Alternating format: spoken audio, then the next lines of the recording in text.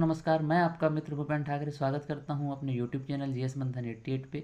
और आज जो है हम एक नई श्रृंखला को आज हम लोग आगे बढ़ाएंगे जिसका नाम है भारत का इतिहास।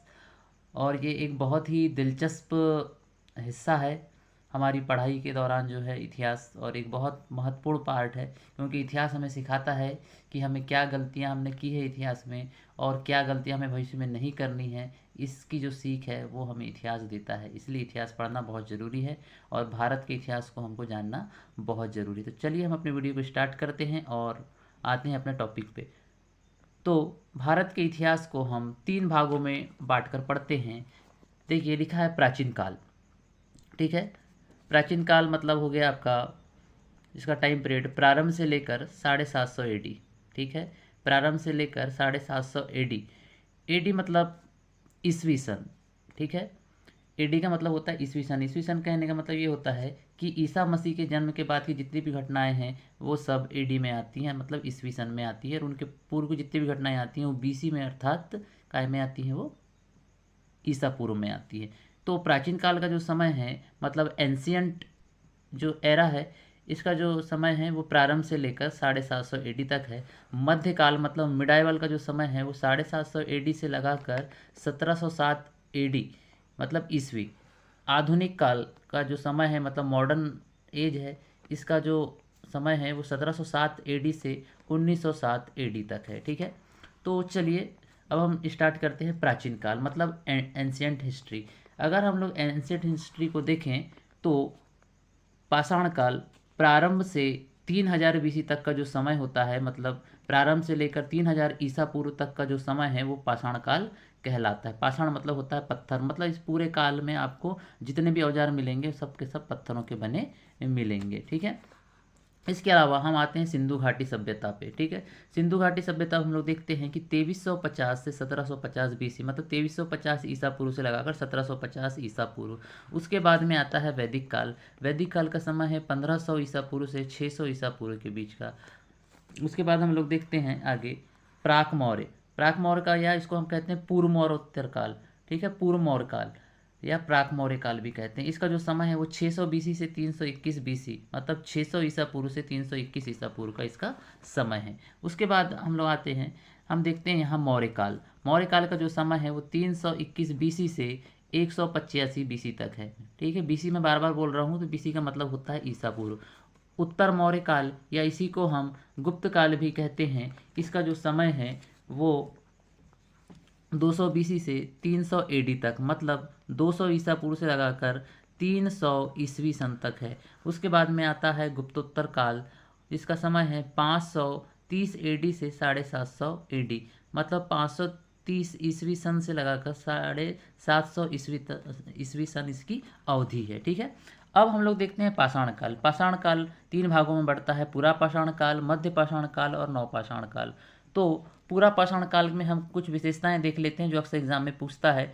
तो पूरा पाषाण काल जो है वो कब शुरू हुआ था, किसके अंतर्गत आता है, ये प्लिस्टोसीन या जिसको हम लोग हिम युग या आइस एज कहते हैं, मतलब इस युग में पूरी धरती में क्या जमा हुई थी, बर्फ जमी थी। ठीक है, तो पाषाण काल इसी प्लिस्टोसीन या हिम युग के अंतर्गत आता है। इसी पाषाण काल में आग का आविष्कार भी हुआ था। ये पॉइंट को आप हमेशा याद रखेंगे क्योंकि कई वनडे एग्जाम में और कई बार पीएससी में भी ये फैक्ट पूछ लेता है कि आग का आविष्कार किस काल में हुआ था, तो इसका उत्तर आएगा पूरा पाषाण काल। ठीक है, इसके अलावा कुल्हाड़ी या इसको हस्त कुठार या अंग्रेजी में इसको हैंड एक्स भी कहते हैं। ठीक है, तो इसका आविष्कार भी पूरा पाषाण काल में हुआ था। इसके अलावा चौपारनी है, बिदारनी है एवं जितने भी अन्य औजार इसके अंतर्गत आते हैं, उन सारे अन्य औजार जो थे वो भी पूरा पाषाण काल में ही आपको देखने को मिलेंगे, उनका निर्माण इसी काल में हुआ है। ठीक है, कुल्हाड़ी की प्राप्ति, ठीक है, कुल्हाड़ी की प्राप्ति भी जो है इसी काल में हुई है। और कहाँ से हुई है, अतीर में पक्कम, और ये कहाँ पर है, ये स्थान मद्रास में है। इसके अलावा पल्लावरम एक स्थान है, पल्लवरम, ये भी मद्रास में है। तो इस जगह से जो है हमको पूरा पाषाणकालीन कुल्हाड़ी की प्राप्ति होती है। और जो है पूरा पाषाणकालीन औजारों की खोज करने वाले जो व्यक्ति हैं उनका नाम है रॉबर्ट ब्रूसफुट।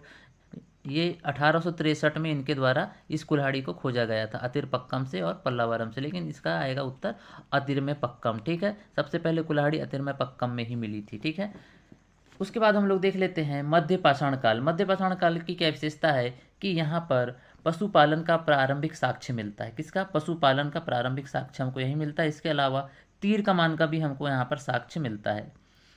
उसके अलावा देखिए तीसरा पॉइंट है, मानवीय आक्रमण या युद्ध का प्रारंभिक साक्ष्य सराय नाहर राय से मिलता है। कहाँ से मिलता है? मानवीय आक्रमण या युद्ध का प्रारंभिक साक्ष्य सराय नाहर राय से हमको मिलता है। उसके अलावा महादहा से स्त्री पुरुष को साथ में दफनाने की परंपरा के भी साक्ष्य वहाँ से मिलते हैं। ये कौन सा स्थान है? महादहा। ठीक है, इसको आप लोग याद रखेंगे। और यहाँ पर स्त्री पुरुष को एक साथ दफनाने की जो है वो समाधियाँ मिलती हैं। इसके अलावा हम लोग देख लेते हैं नवपाषाण काल। ये नवपाषाण काल वही काल था जिसमें कृषि का प्रारंभिक साक्ष्य हमको मिला, मतलब यहीं से खेती स्टार्ट हो जाती है। ठीक है, पहिए का आविष्कार भी यहीं पर हुआ। इसके अलावा मनुष्य द्वारा स्थायी निवास की प्रवृत्ति भी यहीं से आई, और पहला पशु जो कि कुत्ता था मनुष्य के द्वारा पाला गया, वो भी इसी काल में पाला गया। ठीक है, तो इस चीज़ को आप लोग याद रखेंगे। दक्षिण भारत में प्रयुक्त होने वाली पहली फसल थी रागी। कौन सी फसल थी? दक्षिण भारत की पहली फसल थी रागी। इसके अलावा हम देख लेते हैं कृषि का जो प्रथम उदाहरण है वो हमको मेहरगढ़ से मिलता है। ये मेहरगढ़ जो है ये पाषाणकालीन जो है स्थान है। इसके अलावा कोल्डी हवा से सर्वप्रथम चावल के साक्ष्य मिले थे। काय के साक्ष्य मिले थे? चावल के साक्ष्य, अर्थात मतलब धान की खेती के प्रमाण भी हमको यहीं से मिलते हैं। इसके अलावा गेहूं और जौ के भी प्रमाण हमको कहाँ से मिलते हैं? कोल्डी हवा से मिलते हैं। मानव द्वारा प्रयुक्त प्रथम अनाज क्या है? चावल। मतलब खाने के रूप में सर्वप्रथम मनुष्य ने चावल ही खाया, याद रखिएगा। कृषि के लिए अपनाई गई पहली फसल गेहूँ थी, मतलब कृषि के लिए अपनाई गई पहली फसल थी गेहूँ। सर्वप्रथम धातु जो था तांबा मनुष्य के द्वारा।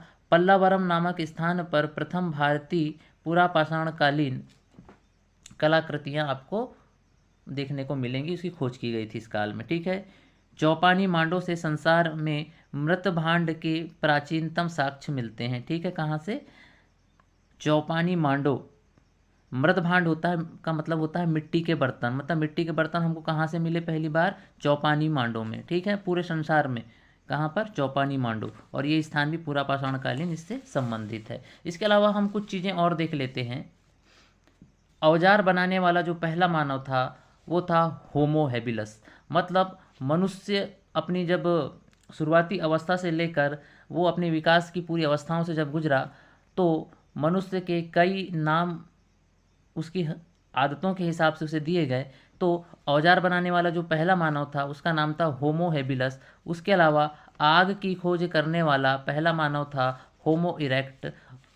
हैंड एक्स उपकरण, मतलब वही कुल्हाड़ी उपकरण की खोज करने वाला पहला मानव भी कौन था? वो होमो इरेक्ट था। दो पैर पर चलने वाला पहला मानव, मतलब रीढ़ की हड्डी इसकी सीधी थी तो इसका भी नाम था होमो इरेक्ट। कर्मकांड या अंत्येष्टि करने वाला पहला मानव था निएंडरथल मानव। इस बात को आप लोग याद रखेंगे। और इसके अलावा जो होमो सेपियंस मानव था उसने पहली बार सामाजिक जीवन जीने की कोशिश की और हम सब उसी के से संबंधित माने जाते हैं। ठीक है, माने जाते हैं क्या? हम उसी से संबंधित हैं ही, हम सब लोग होमो सेपियंस ही हैं। चलिए आज के वीडियो में हम इतना ही रखते हैं और मिलते हैं फिर नेक्स्ट वीडियो में। और आप लोगों से एक विनती है कि आप प्लीज़ मेरी वीडियो को लाइक, शेयर और सब्सक्राइब जरूर करें। जय हिंद, जय भारत।